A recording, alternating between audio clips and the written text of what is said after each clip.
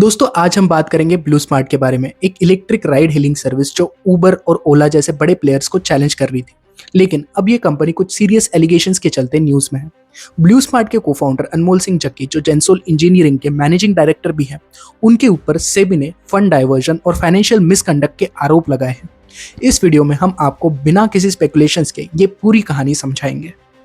तो सबसे पहले समझते हैं ब्लू स्मार्ट है क्या। ब्लू स्मार्ट एक इलेक्ट्रिक राइड हेलिंग स्टार्टअप है। सिंपल वर्ड्स में बोले तो ये एक ऐसी कैब सर्विस है जो ओला और उबर जैसे काम करती है, लेकिन ये सिर्फ इलेक्ट्रिक कार्स का यूज करती है। इसका मतलब है इको फ्रेंडली ट्रांसपोर्ट देना, जिससे पोल्यूशन कम हो और फ्यूल पे डिपेंडेंट भी ना करना पड़े। ये कंपनी 2019 में स्टार्ट हुई थी और धीरे धीरे इंडिया के ईवी इकोसिस्टम में एक बड़ा नाम बन गई। आज के टाइम में ब्लू स्मार्ट की सर्विसेज दिल्ली, एनसीआर और बैंगलोर जैसे बड़े शहरों में अवेलेबल है।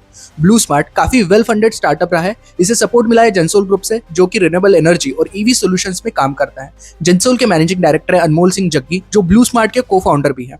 फंडिंग की बात करें तो ब्लू स्मार्ट ने मल्टीपल राउंड्स में इन्वेस्टमेंट रेज किया है, including from BP ventures and other Indian investors. इस फंडिंग का मेन यूज था नई इलेक्ट्रिक गाड़ियां खरीद के फ्लीट का एक्सपेंशन करना और ईवी चार्जिंग इंफ्रास्ट्रक्चर बिल्ड करना। तो ओवरऑल ब्लू स्मार्ट का विजन क्लीन और ग्रीन ट्रांसपोर्ट प्रोवाइड करना था, जिसमें जीरो इमिशन इलेक्ट्रिकल व्हीकल्स का यूज हो।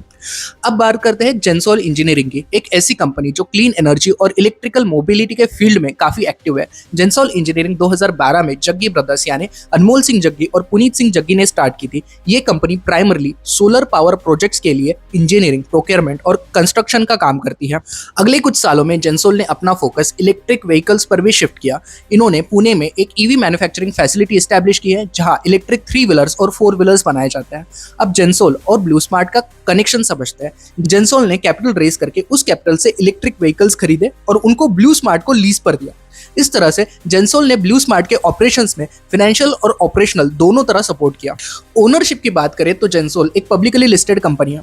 इसके प्रमोटर्स अनमोल और पुनीत सिंह जग्गी ने इनिशियली कंपनी का मेजर स्टेक होल्ड किया था, लेकिन रिसेंटली ये देखने को मिला है कि वो अपने स्टेक इस कंपनी में सिग्निफिकेंटली कम कर चुके हैं। जेंसोल एक सिग्निफिकेंट प्लेयर है इंडिया के क्लीन एनर्जी और ईवी सेक्टर में, और इसका ब्लू स्मार्ट के साथ डीप फाइनेंशियल और ऑपरेशनल रिलेशनशिप रहा है। अब बात करते हैं ब्लू स्मार्ट और जेंसोल के साथ हाल ही में क्या हुआ। अप्रैल 2025 में सेबी ने जेंसोल इंजीनियरिंग के प्रमोटर्स अनमोल सिंह जग्गी और पुनीत सिंह जग्गी पर गंभीर आरोप लगाए। इन पर इल्जाम है कि उन्होंने 978 करोड़ के लोन्स, जो कि इलेक्ट्रिक व्हीकल्स खरीदने के लिए लिए गए थे, उनका गलत इस्तेमाल किया है। ये loans Indian renewable energy development agency यानी IREDA और पावर फाइनेंस कॉर्पोरेशन से लिए गए थे।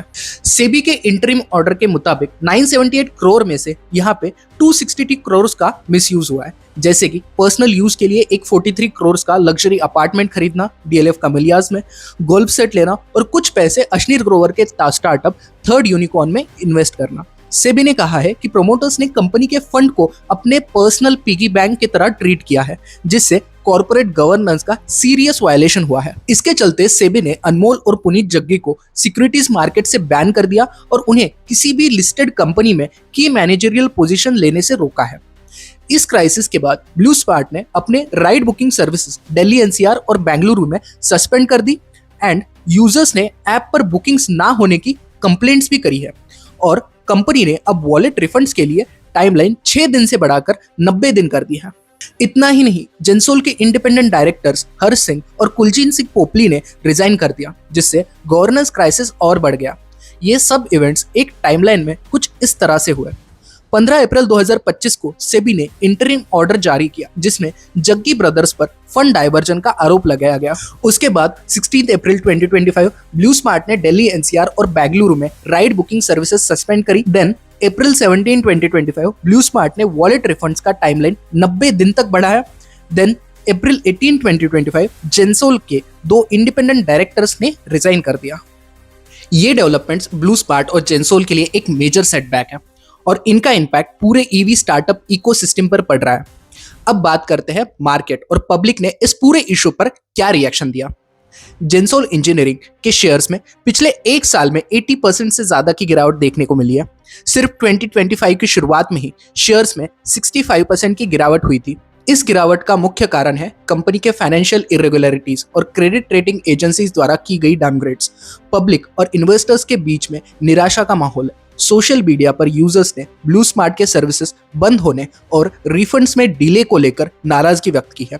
इन्वेस्टर्स ने भी जेंसोल के शेयर से अपना पैसा निकालना शुरू कर दिया है, जिसका एविडेंस शेयर के गिरते दामों से मिलता है। ब्लू स्मार्ट और जेंसोल का ये क्राइसिस सिर्फ एक कंपनी तक सीमित नहीं है, इसका असर पूरे ईवी स्टार्टअप इकोसिस्टम पर पड़ रहा है।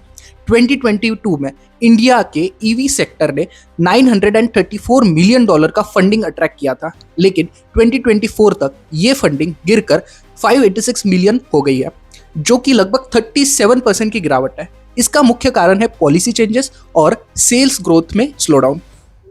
अब ब्लू स्मार्ट जैसे बड़े प्लेयर्स के क्राइसिस के बाद इन्वेस्टर और कॉशियस हो गए हैं। रिटेल इन्वेस्टर्स और हाई नेटवर्थ इंडिविजुअल्स जिन्होंने फिनटेक प्लेटफॉर्म्स के थ्रू ब्लू स्मार्ट के बॉन्ड्स में इन्वेस्ट किया था, अब रीपेमेंट को लेकर अनसर्टन फील कर रहा है। सेबी के एक्शंस ने यह दिखाया है कि रेगुलेटर्स अब स्टार्टअप्स के फाइनेंशियल प्रैक्टिसेस पर नजर रख रहे हैं। जेंसोल के प्रमोटर्स पर फंड डाइवर्जन और इनकरेक्ट डिस्क्लोजर के आरोप लगे हैं, जिससे इन्वेस्टर कॉन्फिडेंस को झटका लगा है। बोर्ड के को-फाउंडर अमन गुप्ता ने इस इंसिडेंट को स्टार्टअप इकोसिस्टम के लिए एक रियलिटी चेक कहा है। उन्होंने फाउंडर्स को एथिक्स और कंप्लायंस पर ध्यान देने की सलाह दी है, ताकि ट्रस्ट रीबिल्ड हो सके। इस क्राइसिस से ये सीख मिलती है कि ट्रांसपेरेंसी, प्रॉपर गवर्नेंस और इथिकल प्रैक्टिसेस कितने जरूरी है। फाउंडर्स को चाहिए कि वो ड्यू डिलिजेंस करे, फाइनेंशियल प्रैक्टिसेस को ट्रांसपेरेंट रखे और इन्वेस्टर्स के ट्रस्ट को बनाए रखे। तो दोस्तों, आप बताओ, क्या आप ब्लू स्मार्ट नाम की कंपनी को जानते थे? और अगर जानते थे तो क्या आपको लगता है स्टार्टअप्स में स्ट्रिक्टर ऑडिट्स और फाइनेंशियल कंप्लायंसेस मैंडेटरी होने चाहिए? अपने विचार नीचे कमेंट्स में जरूर बताइए। Thanks for watching.